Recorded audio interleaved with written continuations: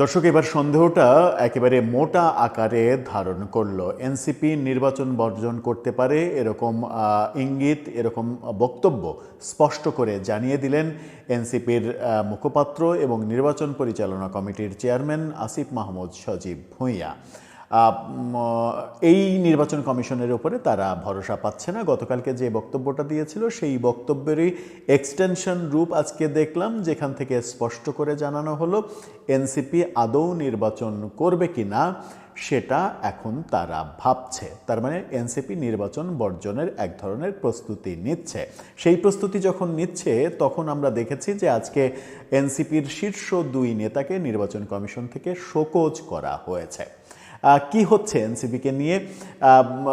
নির্বাচন কমিশনকে নিয়ে ত্রিমুখী লড়াই শুরু হয়েছে। এনসিপি বিএনপির বিরুদ্ধে অভিযোগ করছে, জামাত বিএনপির বিরুদ্ধে অভিযোগ করছে, বিএনপি জামাতের বিরুদ্ধে এনসিপির বিরুদ্ধে অভিযোগ করছে। নির্বাচন কমিশন মাঝখানে ওই বার্গারের ভেতরের যে জিনিসটা থাকে সেটা চিকেন কিংবা টিকিয়া, তার মতো অবস্থা হয়েছে। দুই পাশ থেকে কিংবা চতুর্পাশ থেকে এমন চাপ দেওয়া হচ্ছে, নির্বাচন কমিশন এখন মানে কি বলবো যে নিরুপায় হয়ে ওঠার অবস্থা হয়েছে। কি হচ্ছে এনসিপিকে নিয়ে? মূলত তারা কি সত্যিই নির্বাচন বয়কট করছে? এবং নির্বাচন বয়কট যদি তারা করে তাহলে কি এটা বলা যায় যে নিশ্চিত করেই নির্বাচন হবে না? চলুন একটু জেনে দেখি কি বললেন আসিফ মাহমুদ সজীব ভূঁইয়া, আর কারা নির্বাচন কমিশনের শোকজ পেল, কেন বিপ্লবীদের শোকজ করা হলো, সেই প্রশ্নেরও উত্তর খোঁজার চেষ্টা করবে এই ভিডিওতে। থাকবেন পলিটিক্স টিভির নিয়মিত আয়োজনে।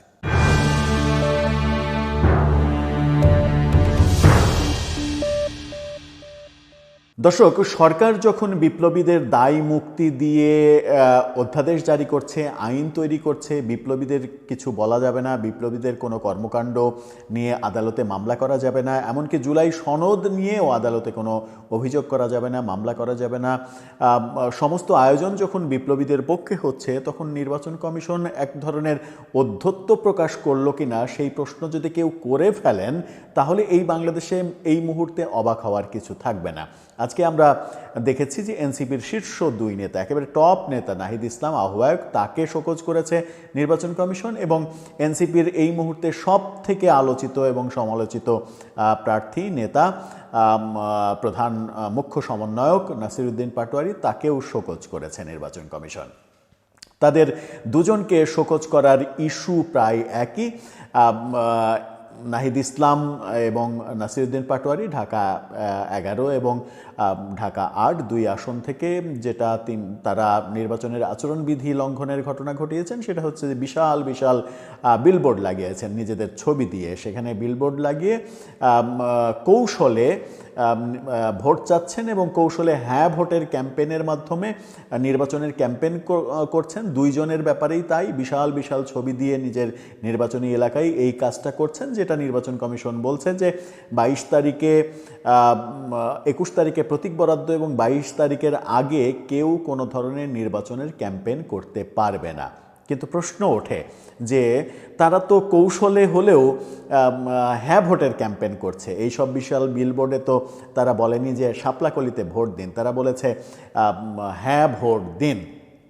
যদি নাহিদ ইসলাম এবং নাসিরউদ্দিন পাটোয়ারির এই ইস্যুটাকে, নাসিরউদ্দিন পাটোয়ারির আরও অনেক ইস্যু আছে যেগুলো তারা মানে তাদের লেখাতে আনেনি, কিন্তু এই ইস্যুতে যদি শোকজ করতে হয় তাহলে তো নির্বাচন কমিশনের সরকারকেও শোকজ করতে হবে, কারণ প্রচারণা শুরুর আগেই সরকার হ্যাঁ ভোটের প্রচারণা করছে এবং সরকারের যত কল কবজা আছে সমস্ত কল কবজা এবং বাংলাদেশের সরকারের সমস্ত প্রতিষ্ঠানকে নির্দেশ দিয়ে দেওয়া হয়েছে হ্যাঁ ভোটের ক্যাম্পেইন করার।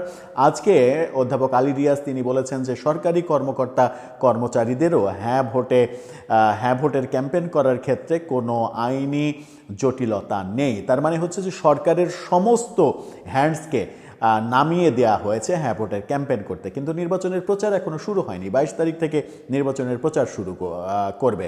নাহিদ ইসলাম এবং নাসিরউদ্দিন পাটোয়ারি হ্যাঁ ভোটের ক্যাম্পেইনের কৌশলে তারা ভোটের ক্যাম্পেইন করছে, এটা যদি অপরাধ হয়ে থাকে, এটা যদি নির্বাচনের আচরণবিধি লঙ্ঘন হয়ে থাকে, তাহলে সরকারেরটা কি? কিংবা হ্যাঁ ভোটের গাড়ি এবং এনসিপি দলীয়ভাবে, এটা তো প্রার্থী, দলীয়ভাবে যে ভোটের ক্যাম্পেইন করছে, ভোটের গাড়ি ছেড়ে দিয়েছে, একটা গাড়ি নারী বিভিন্ন জায়গায় প্রদক্ষিণ করছে এবং তারা আনুষ্ঠানিকভাবে ভোটের ক্যাম্পেইন করছে।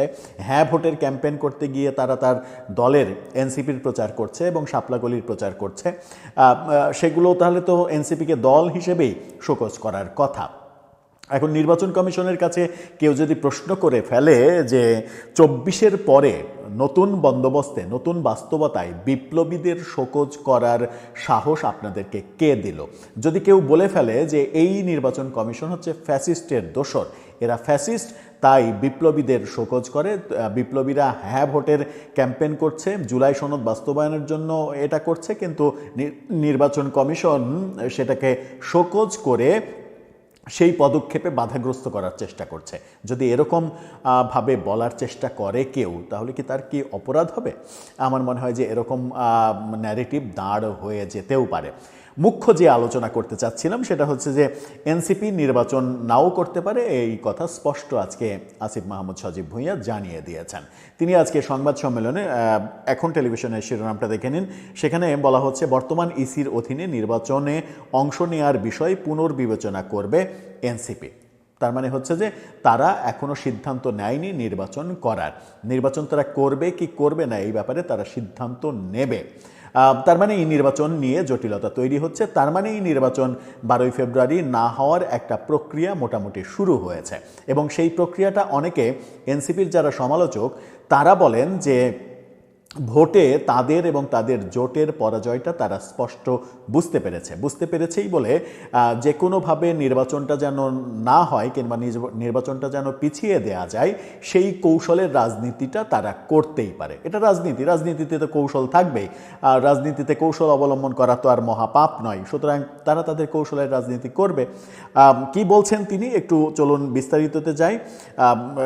এই বর্তমান নির্বাচন কমিশনের উদ্যোগে আগামী নির্বাচনে অংশ নেওয়ার বিষয়টি পুনর্বিবেচনা করবে তিনি আজকে রাতে জানিয়েছেন। বলেছেন আজকের এই ঘটনার পর বর্তমান ইসির পক্ষে নিরপেক্ষ নির্বাচন আয়োজন করা আর সম্ভব নয়, অর্থাৎ বর্তমান ইসি নিরপেক্ষ নির্বাচন করতে পারবে না, একেবারে ডিটারমাইন্ড, এনসিপি ডিটারমাইন্ড। আর নিরপেক্ষ নির্বাচন যদি তারা না করতে পারে তাহলে এনসিপি অংশগ্রহণ করবে না। তার মানে প্রায় কনক্লুশনে আমরা চলে আসলাম।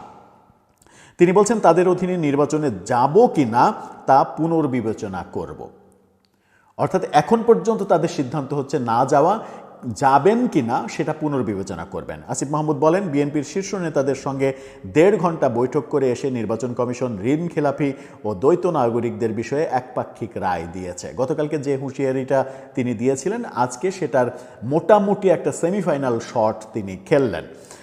তিনি বলেছেন যে একটি সুষ্ঠু নির্বাচন করার জন্য যোগ্যতা নির্বাচন কমিশন হারিয়ে ফেলেছে, যোগ্যতাই নাই এই নির্বাচন কমিশনের। জাতীয় সংসদ নির্বাচনে এনসিপি অংশগ্রহণ করবে কিনা এ বিষয়ে রাজনৈতিক পরিষদে আলোচনা করে সিদ্ধান্ত নেওয়া হবে। রাজনৈতিক পরিষদ কি? নিশ্চয়ই তাদের 10 দলীয় জোট। 10 দলীয় জোটে এই ইস্যুটা যে আলোচিত হচ্ছে এই কথার মাধ্যমেও সেটা পরিষ্কার হয়ে যায়। সুতরাং যারা সমালোচনা করছেন যে এনসিপি জামাত জোটের নির্বাচনে ভালো ফলাফল করার সম্ভাবনা নেই, এই কারণে নির্বাচনটা যেন না হয় কিংবা পিছিয়ে যায়, এই চেষ্টা এই কৌশল তাদের থাকবে, এটা এনসিপির এই নেতার বক্তব্যে মোটামুটি সেরকমই মনে হচ্ছে যে সেই চেষ্টার দিকেই তারা যাচ্ছে।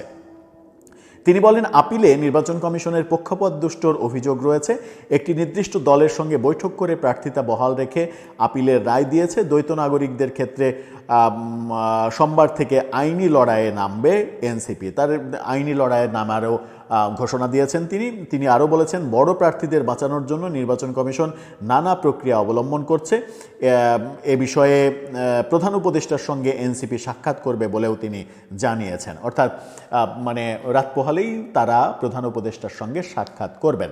ব্যাপারটা খুবই সিরিয়াস এবং ব্যাপারটা সিরিয়াস দিকেই যাচ্ছে। যখন এনসিপি এই অভিযোগ করছে নির্বাচন কমিশনের বিরুদ্ধে, তখন বিএনপিও কিন্তু একই অভিযোগ করছে যে এই নির্বাচন কমিশন একটি দলের কিংবা একটি গোষ্ঠীর হয়ে কাজ করছে। অর্থাৎ বিএনপি অভিযোগ করছে জামাত এনসিপির দ্বারা প্রভাবিত নির্বাচন কমিশন, তারা অভিযোগ করছে বিএনপি দ্বারা প্রভাবিত নির্বাচন কমিশন। দুই পক্ষই যেহেতু অভিযোগ করছে যে প্রভাবিত হচ্ছে নির্বাচন কমিশন, সেই ক্ষেত্রে ওই মাঝখানে বার্গারের টিকিয়ার মতো ভেতরে থেকে নির্বাচন কমিশনের চ্যাপ্টা হওয়া ছাড়া এখন আর গত্যান্তর নেই। কিন্তু আশঙ্কা তৈরি হয়ে গেল এবং আশঙ্কা বোধহয় সত্য হওয়ার পথেই অনেকটা এগিয়ে গেল যে নির্বাচনটা নাও হতে পারে, এবং না হওয়ার কারণ হিসেবে এনসিপি যদি নির্বাচন বন্ধ করে, বর্জন করে, তাহলে নির্বাচন যে হবে না এটা একেবারে দিনের আলোর মতো পরিষ্কার। দর্শক, আপনার মতামত এই ব্যাপারে জানিয়ে লিখতে পারেন আমাদের কমেন্ট বক্সে।